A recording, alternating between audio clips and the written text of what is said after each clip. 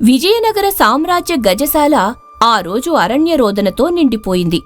రాయలవారికి ప్రాణసమానమైన మంగళ అనే ఏనుగు రాత్రికి రాత్రి అనారోగ్యంతో కన్నుమూసింది. అది చనిపోయిందని తెలియగానే గజశాల కాపరి రామయ్య గుండె ఆగినంత పనయింది. ఎందుకంటే ఆ ఏనుగంటే రాజుగారికి ఎంతిష్టమో.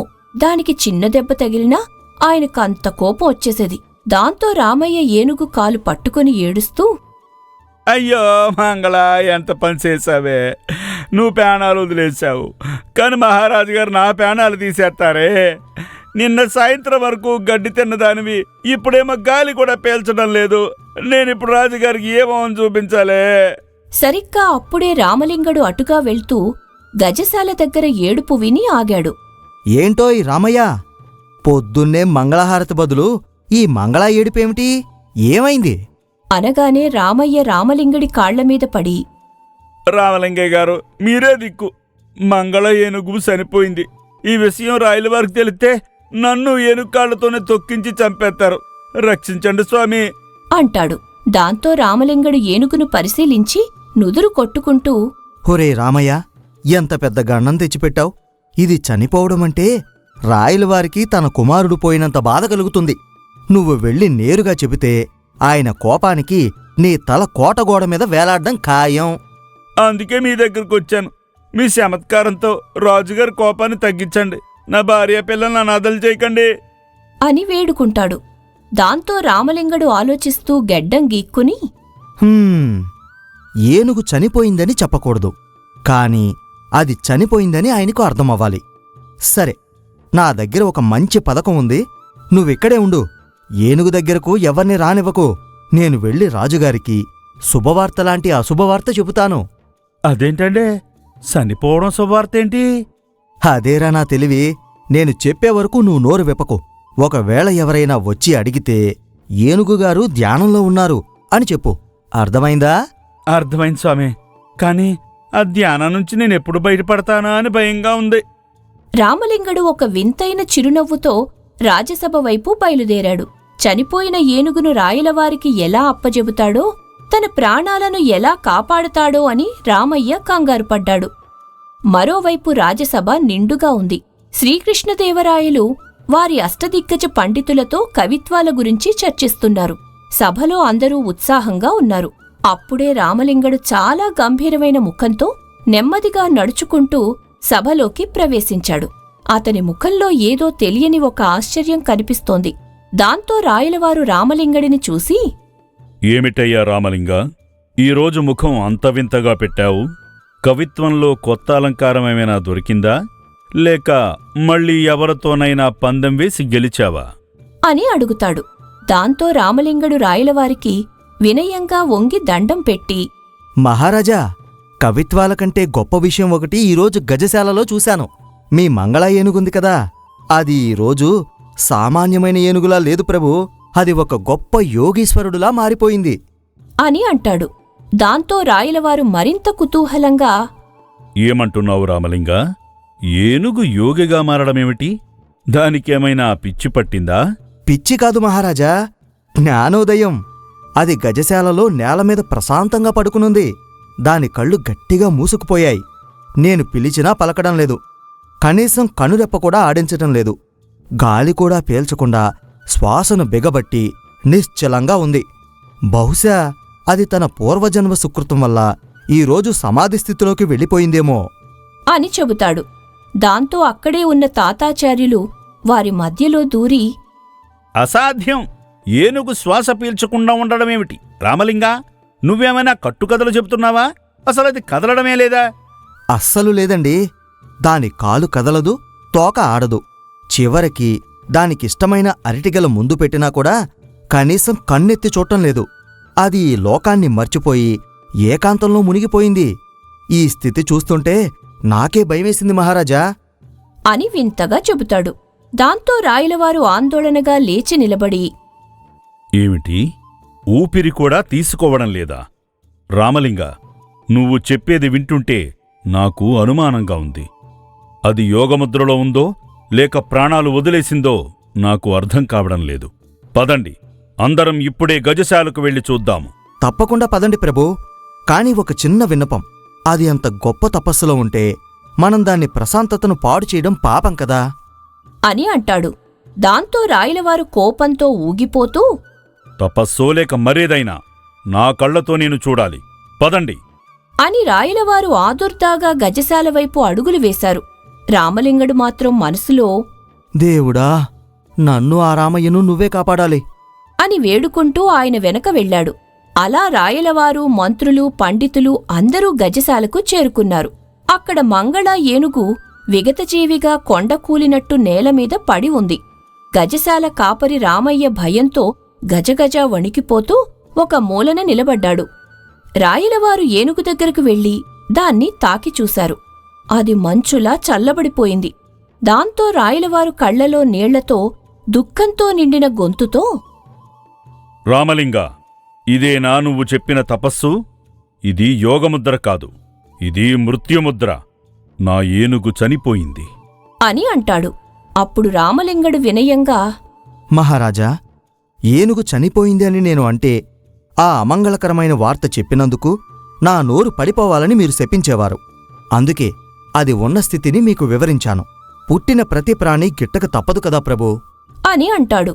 దాంతో రాయలవారు ఆగ్రహంతో ఊగిపోతూ నోరుమొయ్! చనిపోయిన వార్తను నేరుగా చెప్పకుండా తపస్సు అంటూ నన్ను ఇక్కడి వరకు నడిపించావు. నీ అతి తెలివితేటలు నా దుఃఖాన్ని ఎగతాళి చేస్తున్నట్టు ఉన్నాయి.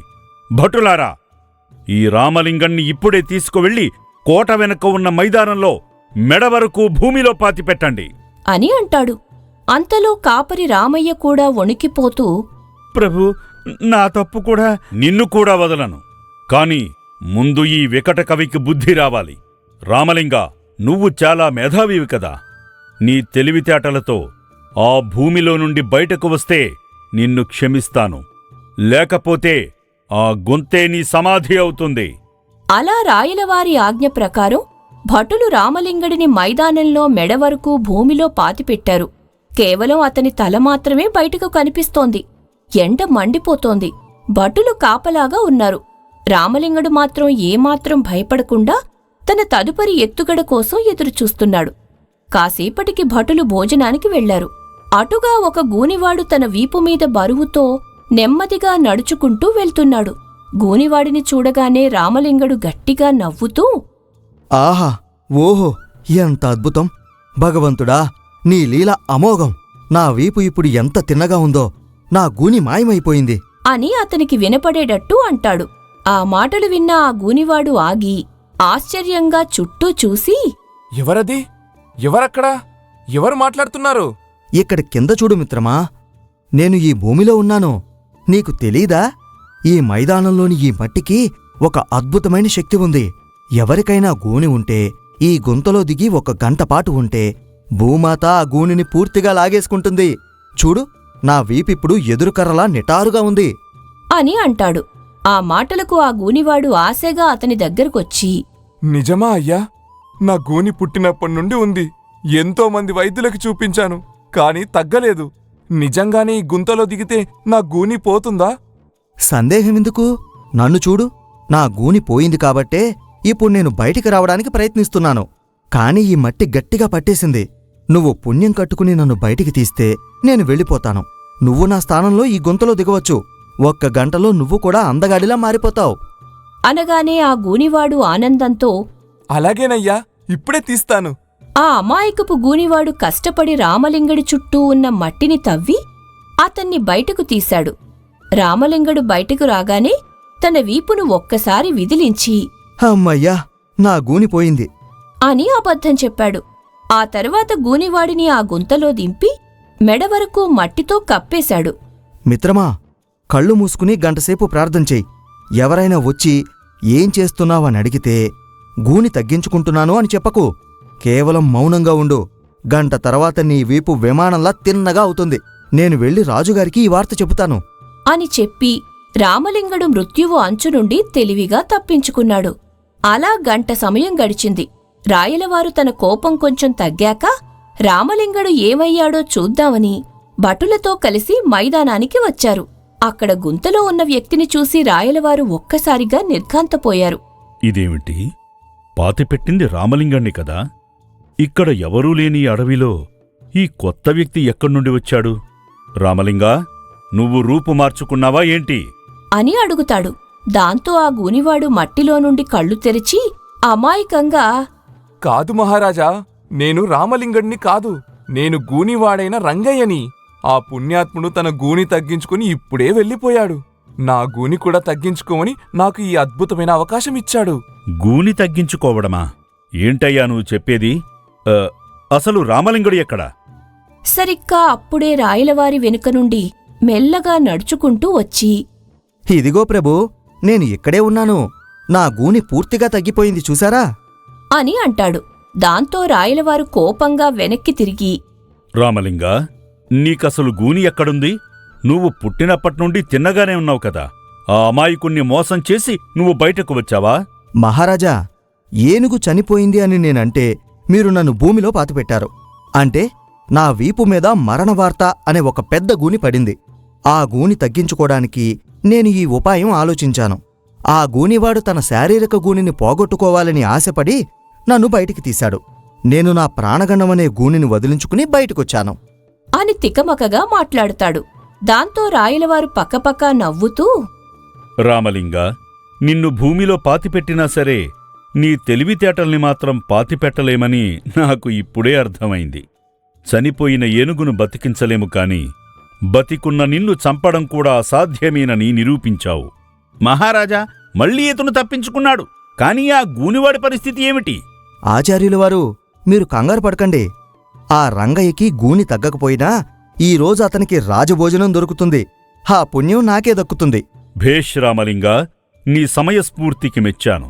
భటులారా, ఆ రంగయ్యను బయటకు తీసి అతనికి కొత్త బట్టలు కొంత ధనమిచ్చి పంపండి. రామలింగా, ఏనుగు చనిపోయిన దుఃఖాన్ని నీ తెలివితేటలతో నవ్వుగా మార్చేశావు. నిన్ను క్షమించాను.